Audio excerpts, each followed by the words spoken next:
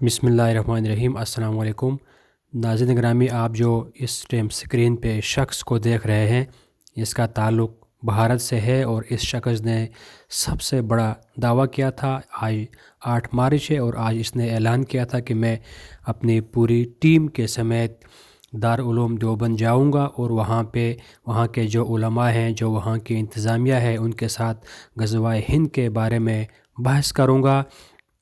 حالانکہ اس شخص کا وہاں جانا کسی فتنے سے بالکل خالی نہیں تھا، اس کا دماغ پھتوری تھا، یہ وہاں پہ کوئی فتنہ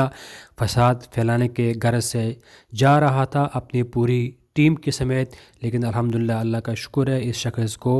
اس کی پوری ٹیم کے سمیت گرفتار کیا گیا ہے اور اس کو دارالعلوم دیوبند جانے سے روکا گیا ہے۔ اس قسم کے عناصر اسلام کے خلاف زہر اگلتے ہیں اور ہر ٹائم پہ اسلام کے خلاف بیانات دیتے ہیں، اور ہندو مسلم فسادات پھیلانے کی جڑ یہی ہے، اور یہ چاہتے ہیں کہ مسلمانوں اور ہندوؤں اور دیگر مذاہب کے درمیان تصادم ہو، فساد ہو، اور یہ ہمیشہ یہ چاہتے آ رہے ہیں اور آگے بھی یہ اپنے برے عزائم سے باز نہیں آئیں گے، اور یہ دارالعلوم دیوبند جانا چاہتے ہیں، لیکن ان کو روکا گیا ہے، وہاں نہیں جانے دیا ہے۔ الحمدللہ دیوبند میں اس کے ناپاک قدم اندر نہیں جا سکے، اور یہ شخص اس ٹائم گرفتار کیا گیا ہے۔ الحمدللہ اللہ رب العزت نے دارالعلوم دیوبند کو اور اسلام کو ایک بہت بڑے